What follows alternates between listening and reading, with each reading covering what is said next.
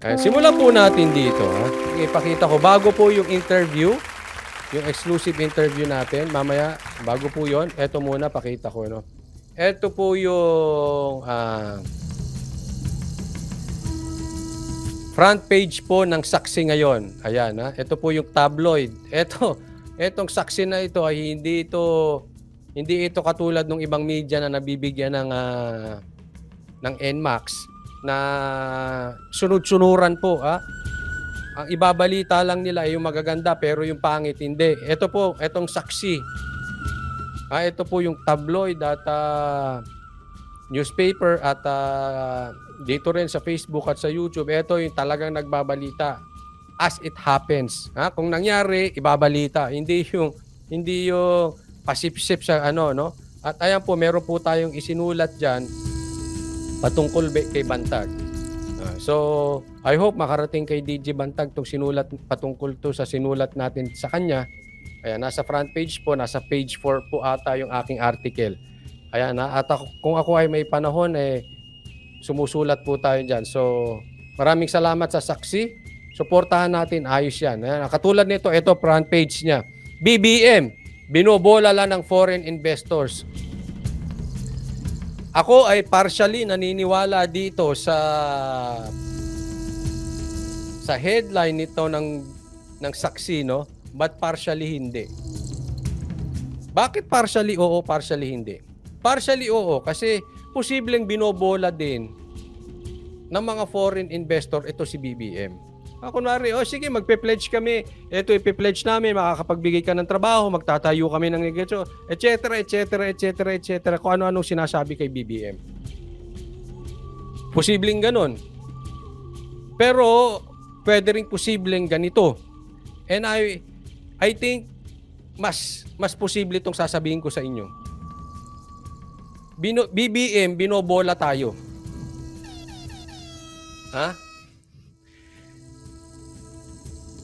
Kasi, alam mo, itong mga foreigner, itong mga ito, especially yung mga kasamahan natin dito sa Asia, yung mga Japan, Singapore, may mga isang salita yan. Si BBM ang walang isang salita. Ilan na ba ang pinangako niya? At ilan na ba ang ginawa niya?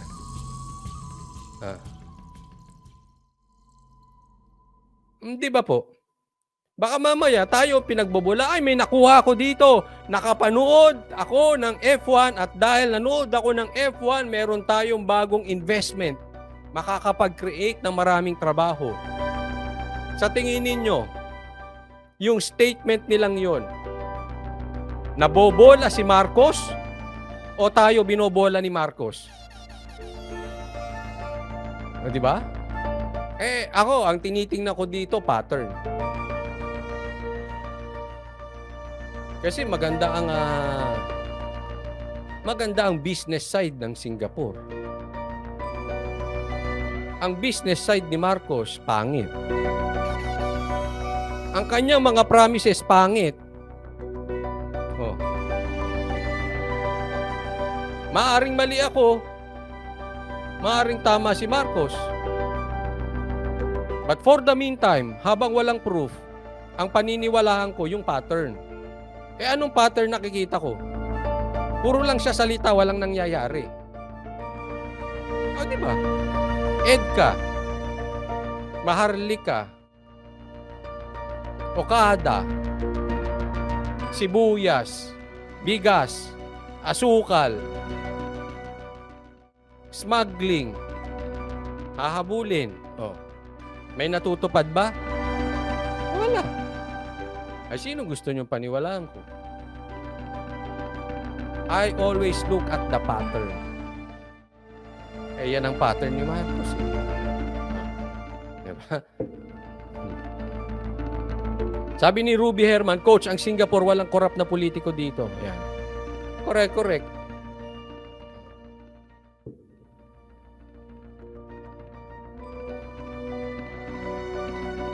Although hindi ko nabasa yung pinaka-article na yan, posibleng tama naman yung headline na yan.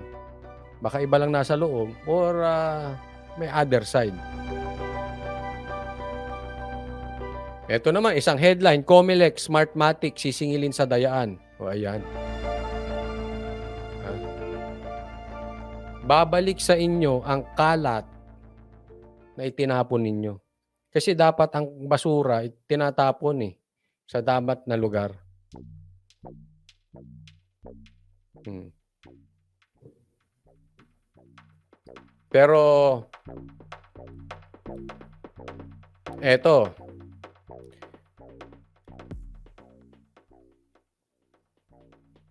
hindi nagpapaawat ang saksi. Ayan. Suportahan po natin. Maharlika Fund, kinaladkad sa Supreme Court. Ayan, yan po yung mga ano. Eto po, may yagbols tong saksi na to. Hindi rin to takot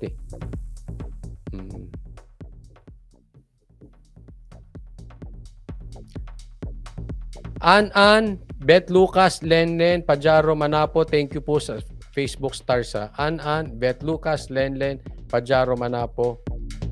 Thank you po.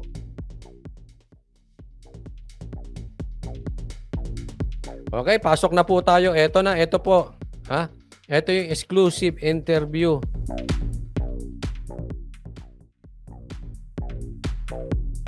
Exclusive interview part 2 ng Banateros kay Atty. Topacio. Serve daw yung warrant pero hindi naman nakakarating sa inyo. So parang nagiging pattern ito kahit doon nangyari din to kay DJ Bantag na nauuna sa media bago ma-serve, bago makarating mismo doon sa gusto nilang makarating. Ito bang pagpa-press con o pag-announce sa media, pwede ba to maging official na warrant of arrest o kailangan talagang matanggap nyo? Hindi po pwede. Kanya lang ang epekto. Ang tanong po dito kasi nakailang announcement, ito sila press con, Secretary Boying Remulla, nakailang press con sila na meron ng di umanong warrant dito kay Tebes, no? At wala naman silang natatanggap.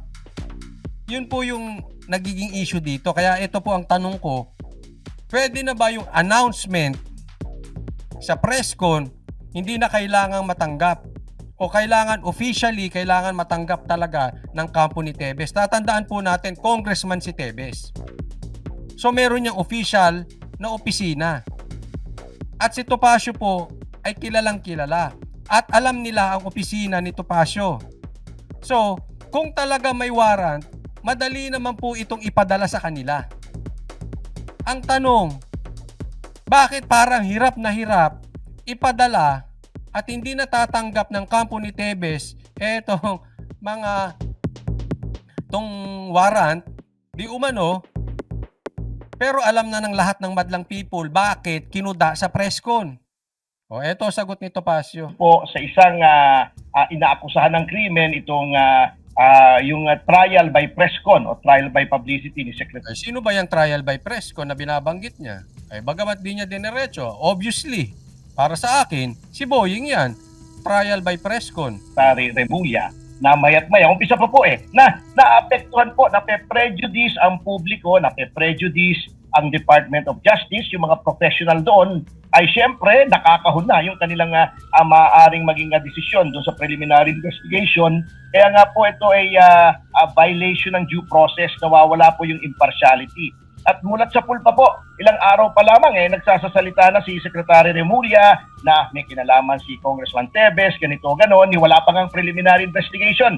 May probable cause mastermind na sa ingay po nila. At kaya po yan ang masama sa ganyang style ng investigasyon ng government service, puro publicity. Kaya lang sabi po nga nila, may kasabihan, di ba? Ang pinaka maingay daw pong lata ay yung walang laman. Ayun. Binira pa si Boying Remulla. Ang pinaka maingay daw ay nawalang yung maingay na walang laman yung lata na walang laman maingay. Yan, parang ganoon. Pero sa madaling salita, parang sinasabi ni Atty. Topacio, walang laman ng utak nito si Boying. Ayan. At saka, eto po, sa madaling salita, wala pa pong warrant. Ang tagal na po pala nito. Ito po ay style na style nila. Actually, this is not the first time. Ginawa na rin nila to kay Bantag. Pinasusuko. All along, akala natin may warrant na. Wala pa pala. Again, hindi pa official yan. Hindi po official. Uulitin ko po para doon sa mga abogadong hindi nakakaalam. Baka mamaya, i-discuss to nung 3-0 na abogado. Hindi niya alam. Hindi po official pag yung warrant ay hindi nakakarating sa kampo. Hindi pa officially deemed served kung hindi makarating sa kanila. Hindi po official ang warrant na press con. Okay? Malinaw po yan. Kaya sabi ko, grabe. Alam mo, kung talagang ito po ang danger, pag hindi natin nadidinig ang kabilang panig. Kaya nga sabi ko, wag naman sana unfair. Bakit pag bibigyan natin ng boses, yung binibira sa media, ay biglang iipitin kung sino yung nagbibigay ng boses. Kasi kung hindi nagsalita si Atty. Topacio, alam ng mga Pilipino, meron ng warrant. Di ba? Hindi natin alam eh. Yung pala wala pa. Yan ang katotohanan, wala pa, hindi pa nasa-serve, hindi pa nila natatanggap. Naunawaan nyo? O di ba? Yan ang alam ng mga Pilipino. Siguro 90% of Pilipino na nagsusubaybay sa kasong ito, ang alam nila meron na. Eh pag hindi natin bibigyan ng boses itong mga ito, maliligaw tayo. Again, mabubudol na naman tayo. Kasi ganyan po hawak na nila media eh. Magsasalita sila sa media.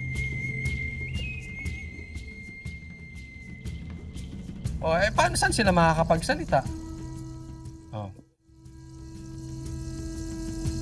Di ba? Kaya may problema po talaga tayo pagdating sa Tapos iipitin ng mga taong lumalaban at nakikipaglaban doon sa kabilang panig. Sabihin na lang natin sa kabilang parte na gusto rin marinig ang kanilang boses. Sana po patas lang. Huwag tayong double standard. Again, uulitin ko, kung may demanda, di magdemanda. Tapos tahimik. Pero pag binira nyo sa media, huwag kayong magalit kung sasagot sa media. Di ba? Patas po tayo. Nag-announce kayo sa media, natural, sasagot sa media kasi masisira sila eh. Kasalanan ba nila yan? Hindi po. Kasalanan ninyo eh. Binubuksan nyo trial by publicity. Totoo yan. Sundan ko lang po, no? So sa tingin po ninyo, talagang ito po ay sinasadyang ginagawang trial by publicity? O tanong, sadya o nagkakataon lang na ginagawa tong trial by publicity? Kakataon lang to. Sinasadya po nila kasi alam po nila, alam nila yan. Maabogado naman si Secretary Remulla. May mga seasoned na excuse me po. desisyon doon sa preliminary investigation. Kaya nga, sinasadyang ginagawang trial by publicity? O nagkakataon lang to? Sinasadya po nila kasi alam po nila, alam nila yan. Maabogado naman. Excuse me po, Atty. Topacio, hindi lang kita naputol dyan sa live na sa interview na yan. Pero hindi po lahat ng abogado may alam. Oo, hindi po lahat. Meron pong 3-0 na abogado. Kasi ang rason dito, sinasadya ba o nagkakataon lang na ginagawa na itong trial by publicity? Wala na po sa korte labanan nito, tatandaan nyo po. Trial by publicity na po ito. At ang sagot ni Atty. Topacio, sinasadya, alam naman nila yan eh. Alam naman nila ang prosesong gagawin. Ikaw muna, Atty. Topacio, baka namamali po kayo. Hindi ko po kayo kinokontra ha. Kaya lang, may mga abogado rin. Siguro 90% katulad nyo matatalino. Pero may abogado ring 3-0. May bobo ring abogado. na ay hindi ko sinasabing sila boying, pero hindi rin natin mahuhusgahan na alam nila. Baka nga hindi nila alam yung yung statutory rape. O, di ba? Oo. Hindi ko po kayo kinokontra, Atty. Topacio. Kaya lang, sa lahat po ng profesyon, meron din talagang bopuls. Merong 3-0. Okay, diretso po tayo. Si Secretary Remulla, may mga seasoned naman na mga prosecutors dyan, maaari niyang mahinga ng payo. Alam niya na nung nag-recant yung 10 ay wala silang ebidensya laban kay Representative Teves. In fact, yung 10 na yan, alam din natin nag-recant. At yan po ang sinabi sa amin ni Atty. Topacio na talagang wala silang ebidensya dyan. Ha? Wala talaga. Wala silang ebidensya na. Magmumukha sila talaga. Magagaya sila doon sa abogadong 3-0. Pag pinagpilitan nila yan. Pag pinagpilitan nilang isampayan sa korte at talagang iserve yung warrant, pag pinagpilitan nila yan, magiging kalahi sila, magmumukha silang abogadong 3-0. At yan ang iniiwasan di umano nila. Kaya ang baling yan, trial by publicity. Matatalino din. Ayaw nila magmukha silang abogadong 3-0. Alam nyo na, abogadong diba?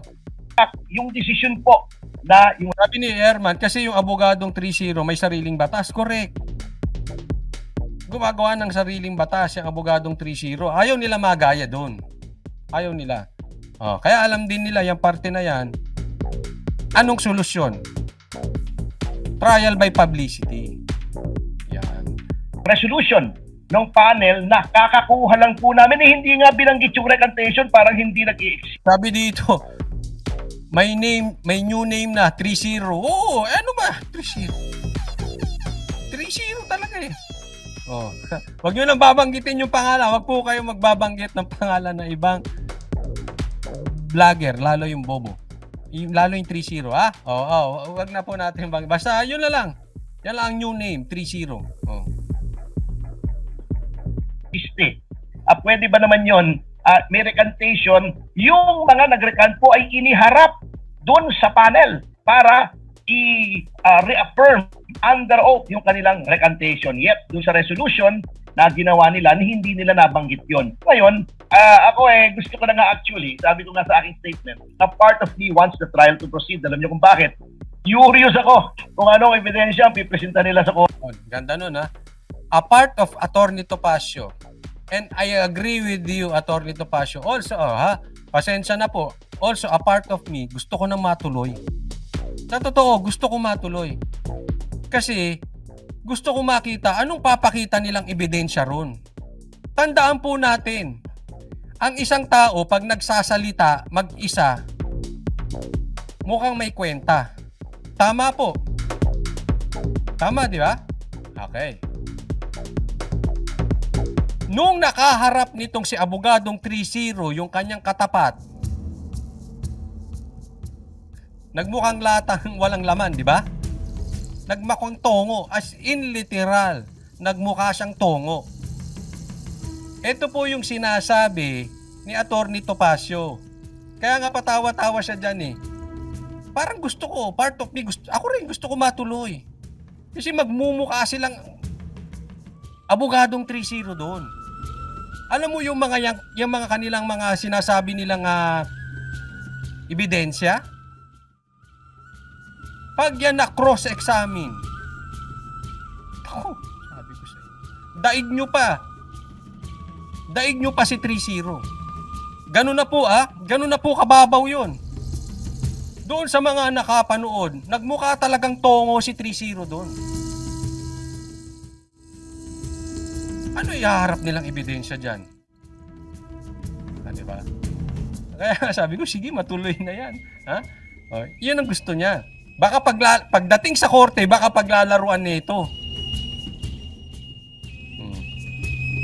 tulad nung isa, napainan siya. Kala niya mahina si piskal, ha. Oh, laban siya. Ayun, bagag. Nagulpi di gulat. Eh, Korte, yung hindi magte-testify yung 10. So, tinitinan ko na idea lang po ano kayo? kayang gagawin nila po. May idea po ba kayo? Eh, Kasi kayo na po nagsabi. pasensya na po, ha. Wag na po tayo magbabanggit ng pangalan ng vloggers or ng abogado rito. Para na lang respect na lang, ha? Oh, sige. Kasi nagpapapansin yun eh. Oh, wag na nating papansinin, ha? Alam mo yun ang gusto nun. Bakit ba siya kilala? Dahil magaling siya? Hindi. Papansin. Tingnan mo. Yung ugali niya at yung ugali ng mga vloggers ng Tito Vic and Joey, parehas na parehas. Ang pinagkaiba lang, abogado siya. Parehas na parehas, sausaw. Kaya wag na po natin banggitin. Ha? Umurong na yung 10. Meron pa kaya silang iba pang mga ebidensya? Kasi nabanggit na lahat, pero parang wala na. Pati yung video, ngayon wala na rin yun. Ano ho bang, ano pa kaya ang mga pwede sa tingin ninyo? Well, if magpipresenta sila, the fact ng death, yung damages, ewan ko kung meron silang forensic evidence. Kasi nung una, may pinangangalandakan silang DNA, pero wala naman silang pinresenta. May pinapangalandakan sila, may pinapangalandakan silang DNA. Wala naman silang prinisinta. Again, anong nangyari?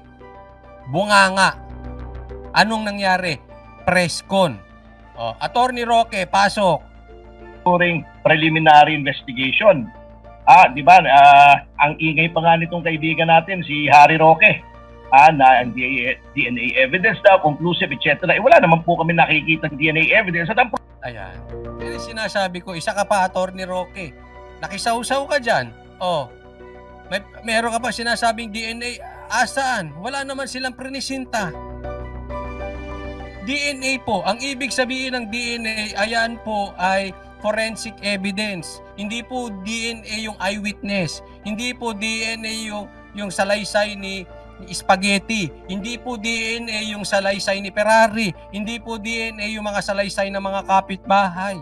Hindi po DNA yung mga itinanim. Hindi po DNA yung mga yan. Ang DNA po forensic, scientific po yan. Nakatatak po sa katawan natin yan. May sarili tayong DNA. Yung DNA ko hindi pwedeng magaya ng kung sino, kahit anak ko, kapatid ko, tatay ko, nanay ko, kahit kambal ko pa, iba ang DNA. Yun po yan, Attorney Roque. Secretary Boying at Attorney 30. Hindi po for ano lang. Wala. Di ba? Wala kayong prinisintang DNA. Laglag tong kaso na ito. Laglag ito. problema niyang DNA evidence very early, ay nagreklamo na po, pumalag na itong mga akusado na sa pilitan daw ay sila'y kinuhanan ng dugo doon sa loob ng kulungan at documented po yan. At yung isa yatang abogado nila, hindi ko maaalala yung pangalan, parang Villanueva yata, ay naghain pa nga ng reklamo sa Commission on Human Rights at sa hukuman sinusumbong kung bakit without the consent of the lawyer and without the consent of the accused ay kinuhanan ng dugo. So, yung forensic evidence na yan, pag pinresentan nila yan, ay maaaring maging kaduda-duda po yan eh. Ayun, Sir, bakit? Sige, Coach Ali. Kasi yun, patungkol dun sa dugo na mali yung pagkakuha nila. At ito po laging tanong sa akin ng mga viewers ko eh. Yung sa kanilang mga maling move na ganun, posible ba silang, bakit, ang tanong kasi sa akin, bakit hindi kasuhan ng kampo ni Tebes, ni Kong Tebes? So, ito ba pwede ng kasuhan tong kanilang ginagawang ganito? Actually po, Ito yung hindi kasi po dapat pwedeng kuhanan ng dugo. Itong mga witnesses, lalong-lalo na pwede po kasing yung dugo na kinuhanan, ito po ang naging issue dyan. Sasabihin, natagpuan doon sa crime scene. Kaya delikado po yan. Okay? Kaya bawal po yan. Illegal po yan. At documented yan, kinuhanan sila doon sa loob. Documented yan according to Attorney Topacio. So hindi yan yung parang sali-salita. Okay? Ano yan? Nakasulat po yan. Dinocument nila yan. Ang tanong nga dyan, ito. Hindi ba pwedeng kasuhan? Ang dapat magkaso po dyan, at nagkaso na nga po, etong yung isang Hana ang pangalan. Hindi ko po kasi kliyente kaya hindi ko masyadong maalala kung anong mga pangalan ng ibang witnesses. Yung unang-unang kinuha nila, o pinipilit nila na ituro si Congressman Teves ay dinaan po nila sa pananakot, sa intimidation, sa mental torture, undue and improper pressure, ay may kaso na po yan sa CHR. Yung isa pong lalaki na nakasabay ko sa isang palatuntunan sa CNN, yung abogado nila, nagreklamo din po sila sa CHR, gawa ng pambubugbog naman doon, pagsakal, pagsuntok, pananakit sa kanyang kliyente. Ayan. Ito na ang malupit dyan,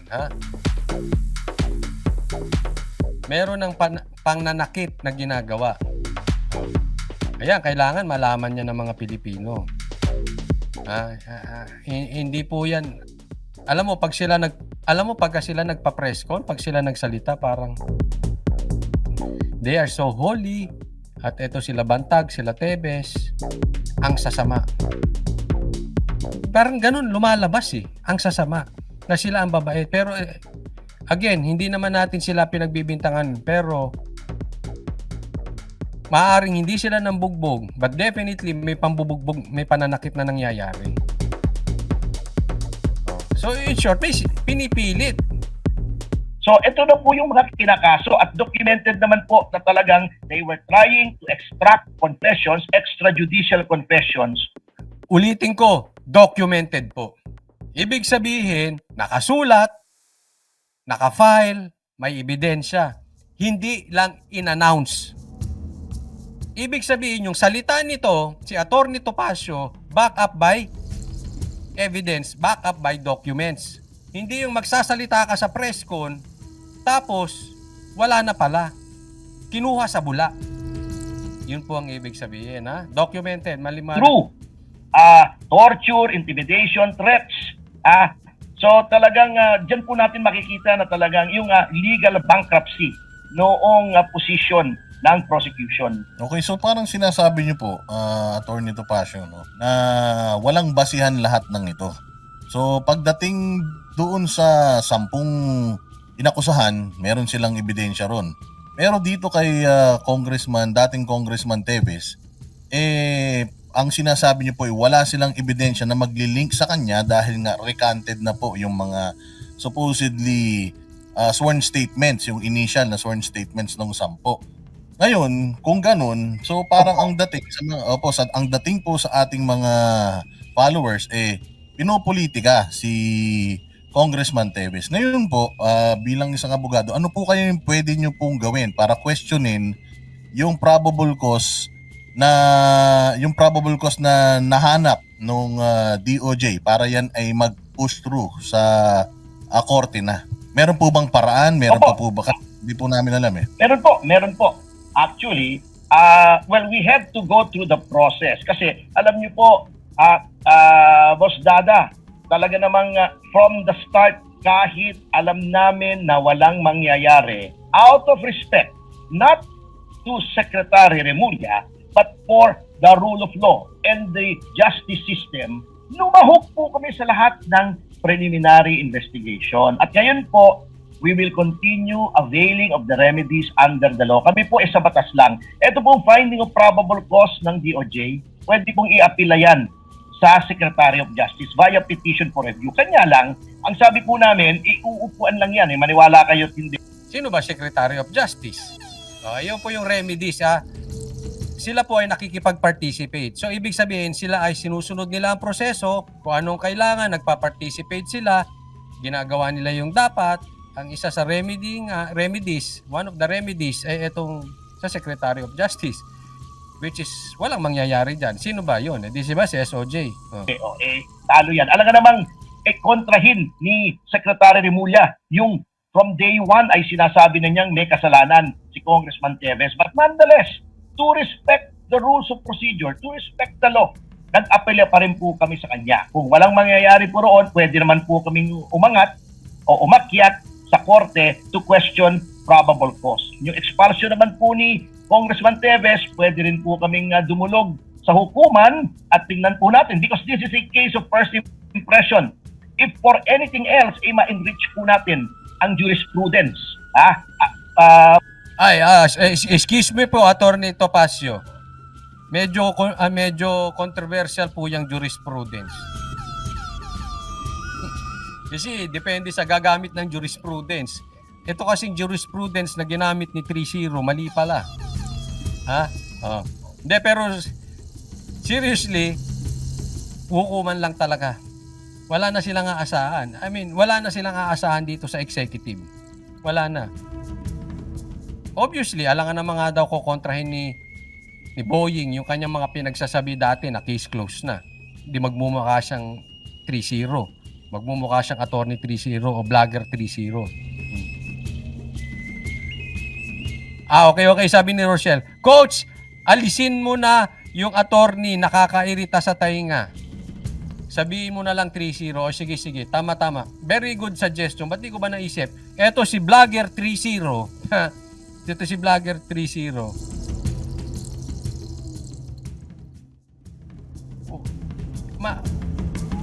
Pag kinontra ni Boying yung sarili niya, magmumukha siyang si vlogger 3-0. At definitely, hindi niya gagawin yun kasi medyo nagmukha na siyang si vlogger 3-0 nung na-fake news siya. Uulitin niya pa ngayon. Malabo na yun. No? Wala talaga. Walang patutunguhan. So, hukuman na lang talaga to. But I'm very happy na sa totoo, gusto ko mapunta na to sa hukuman nang madagdagan tayo ng 3-0. Dumadami itong mga abogadong ganito. Grabe. Hindi, totoo ha. Yung isa naman si vlogger senador, tatakbong senador. O yung magdidemanda sa amin. Grabe, sabi ko. Ano kayang tinitik nitong mga ito? Dapat siguro i-drug test tong mga ito. Ano kaya? Parang nag-i-imagine sila ng Parang meron silang nakikita na hindi natin nakikita. Tatakbong senador. Sabi ko pa. Talamak na po talaga ang coke sa bansang ito. Grabe. Anong kalalabasan niya ron? Di nuwisan candidate po ang kalalabasan yun. Ano ba nangyayari sa mga abogado natin? Sa mga, magkaroon ng karagdagan na kaso to deal with situations such as this. Kasi pag sinabi kong case of first impression, ngayon lang po may napatalsik na kaanib ng mababang kapulungan para dito sa mga kaso na hindi naman binigyan ng due process, hindi naman binigyan ng pagkakataong magpaliwanag. Talaga pong lahat po naman ng legal remedies ay ating gagamitin para maipagtanggol po ang karapatan ni Congressman Teves. Ayan, siya lang po naalis daw. Wala nang hindi naman niya nakakasuhan. Ako nai-imagine ko kung ito si Attorney Topacio nakalaban si vlogger 3-0. Paglalaruan siya, nagmukha siya lalong, alam niyo yung mga dugyot vloggers na parang pinabili ng suka tapos nagkomentaryo. Paglalaruan siyang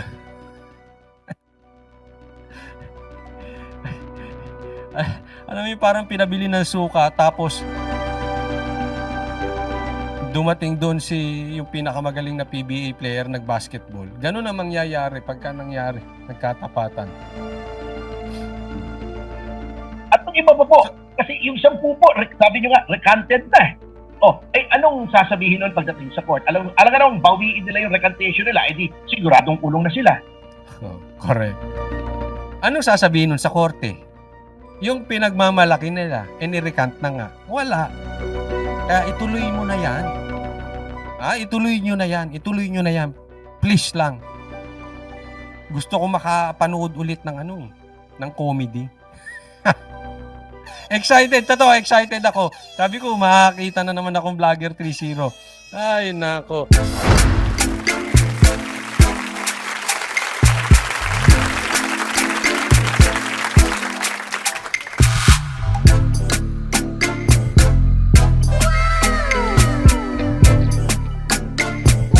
performance will start momentarily.